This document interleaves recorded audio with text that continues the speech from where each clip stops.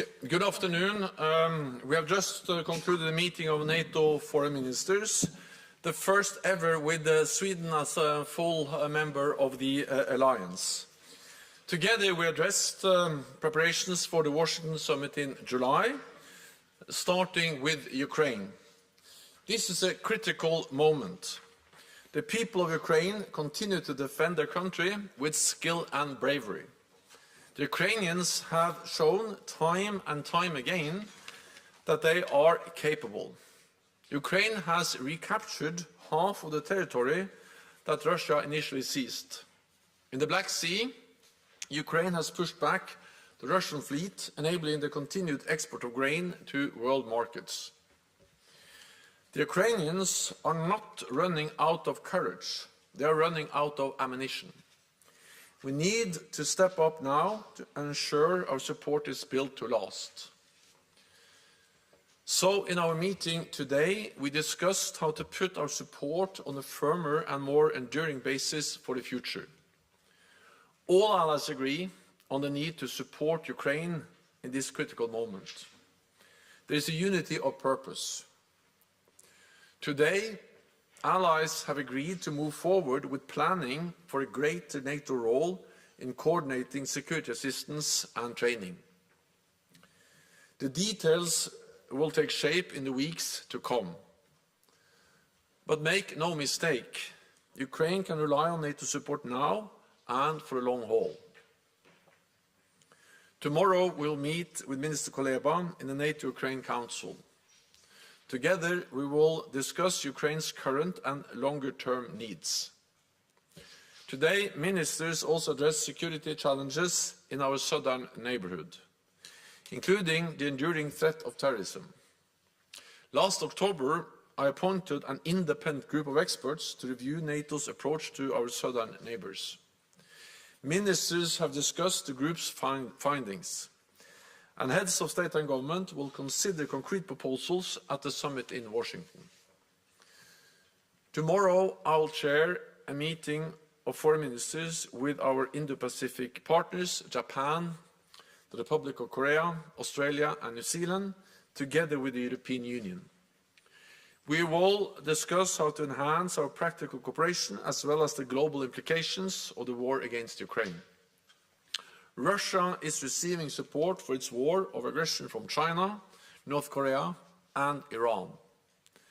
As authoritarian powers increasingly align, it is important that like-minded nations around the world stand together to defend a global order ruled by law, not by force. Tomorrow marks NATO's 75th anniversary. As we face a more dangerous world, the bond between Europe and North America has never been more important.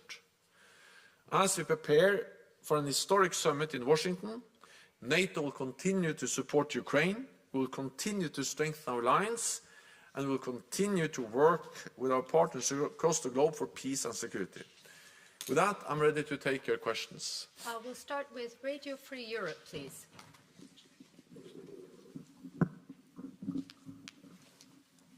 Olena Abramovich, Radio Free Europe. Thank you for giving me the floor. Ukrainian Service and Current Time TV.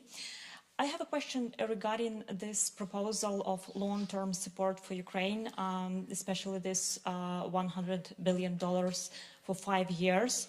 Have you discussed it already with the partners, and what was their reaction? And do you think that this amount of 100 billion is the one you are going to reach? Thank you.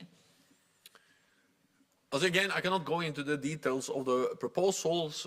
I have seen that you have been extensively briefed, but not by me, and I will not share the details because we are now in the process of developing a more robust and enduring institutionalized framework for support to Ukraine.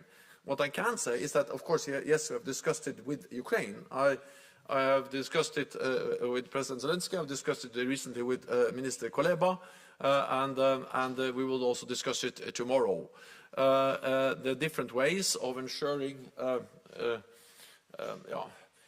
that our support is less dependent on voluntary short-term offers and more on long-term NATO commitments, and that we have a stronger organization that creates a more robust framework for our support. And this includes security assistance, but also training and also financing.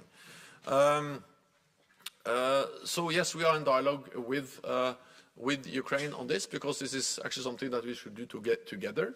It matters for Ukraine's security, it matters for our security. Economic support to Ukraine is not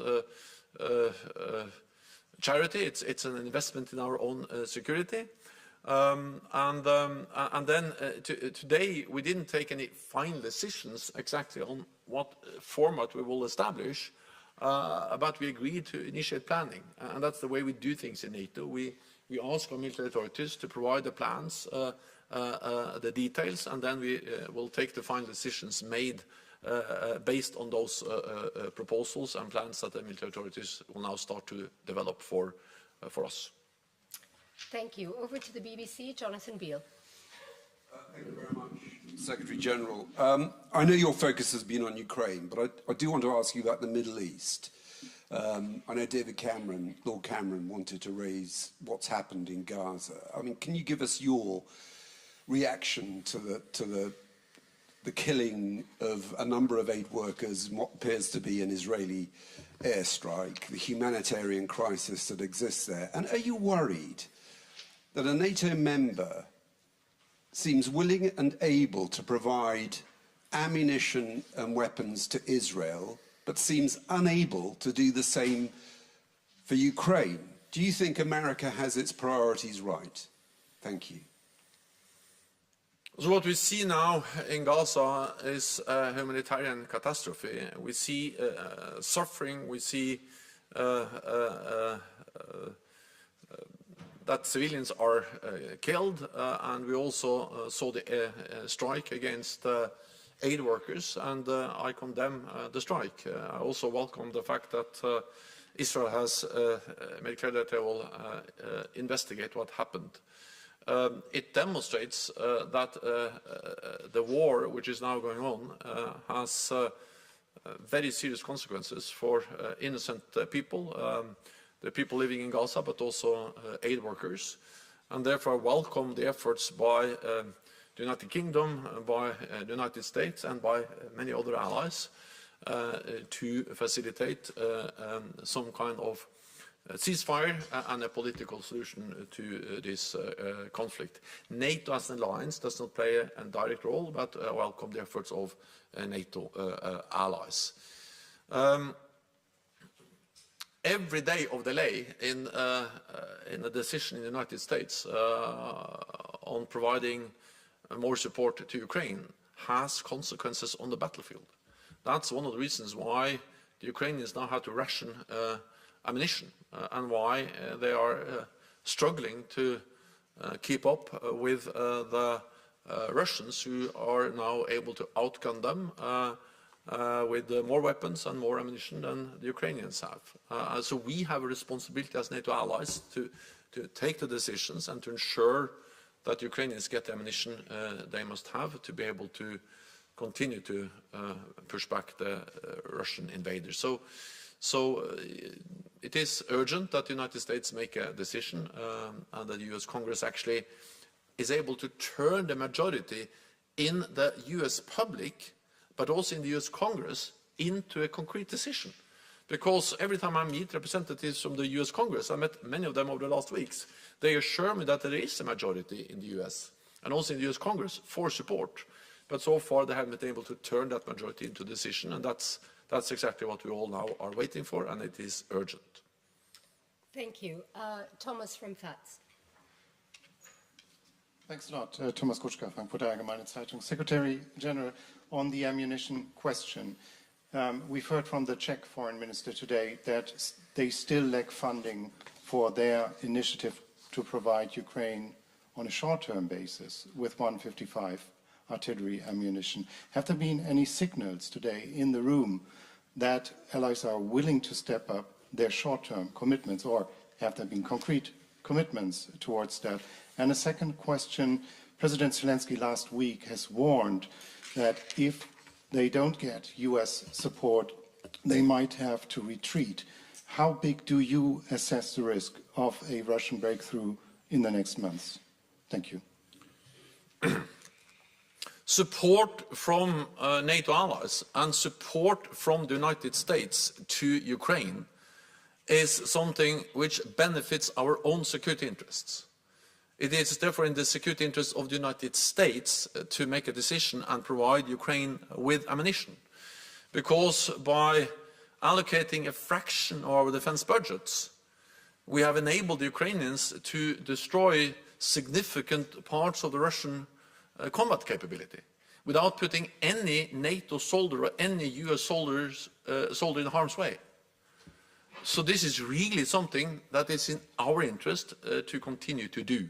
And not only continue to do, but to do more, to step up, and to ensure that we do it in a predictable, robust way for the long haul. That's exactly also why we are now discussing how can we establish a more robust and institutional NATO framework around this support, to make it more predictable, more long-term, and also to ensure fair burden sharing.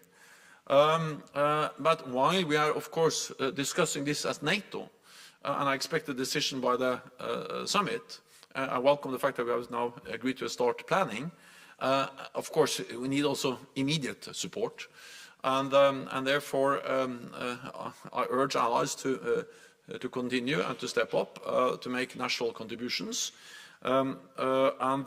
Recently we have had the German announcement of 576 million euros to support the Czech initiative for more ammunition. Sweden, our newest ally, have just announced 800 support to deliver 800 to support the Czech initiative to deliver 800,000 extra artillery shells, and also other allies have announced more support for the Czech initiative. So there are constant new announcements by different NATO allies. Thank you. Over to Irina, Interfax. Okay,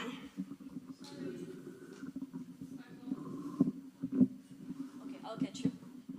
Thank you, Farah. Secretary General, News Agency Interfax Ukraine, Irina Sommer. Talking about expectation from upcoming summit in Washington. Ukrainian side speaks about some kind of invitation, like in the case of the European Union, where Ukraine is candidate country but not member yet. Is it possible in the case of NATO? Can actually NATO invite Ukraine, and then over the time when all criteria will be met, Ukraine will be member of NATO? Thank you. All allies agree that Ukraine will become a member. All allies agree that we need to continue to move Ukraine closer to NATO membership. We made important decisions last year. We are implementing those now with the removal of the membership action plan. We should not introduce something that is similar to a kind of second or two-step process. I think it's very important to maintain the one-step process for Ukraine to become a member, removing the requirement for membership action plan, and then ensuring that when an invitation is issued, then that's the same as becoming a member as it is in NATO. That's the difference between NATO and the European Union. In the European Union, of course, when you are invited, it can take years from an invitation to membership. While in NATO, when you are invited, it's something that happens very soon after. So we should just avoid creating also, again, a kind of two-step process towards membership. But regardless of the technicalities, there is a clear commitment for Ukraine to become a member. There's a clear commitment to help to move Ukraine closer to membership. And I think we also need to realize that when this war ends, everyone realizes that there has to be some kind of guarantees that this is really the end, that it's not only a pause where Russia reconstitutes its forces, rest and then regroup and then attack again.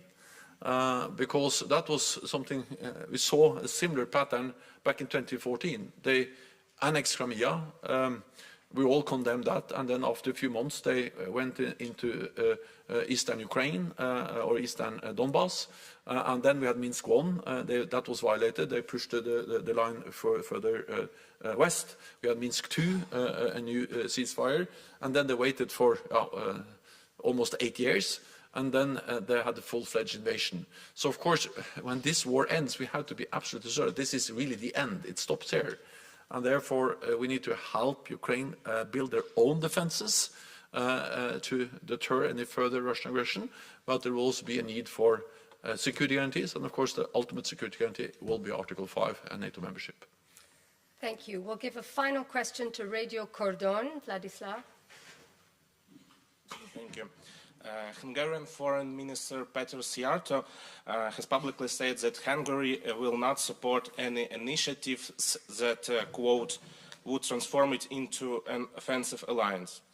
He was talking about NATO engaging more in coordination of military support for Ukraine. What's your take on that? And do you think your proposals will eventually be adopted at the Washington summit? Thank you. NATO is and will remain a defensive alliance, and NATO is and will remain not a party to the conflict in Ukraine. We need to remember what this is. This is a war or aggression by Russia invading another country, violating international law. And then Ukraine has the right, according to international law, to defend itself. We as friends of Ukraine, we have the right to support Ukraine in upholding the right for self-defense, also based on international law. That doesn't make us party to the conflict, and a more robust NATO framework to coordinate and security assistance training will not change that. NATO allies will fundamentally do the same as they do today on a more bilateral basis or in other frameworks, the EU, the Ramstein format, and through the multilateral capability coalitions.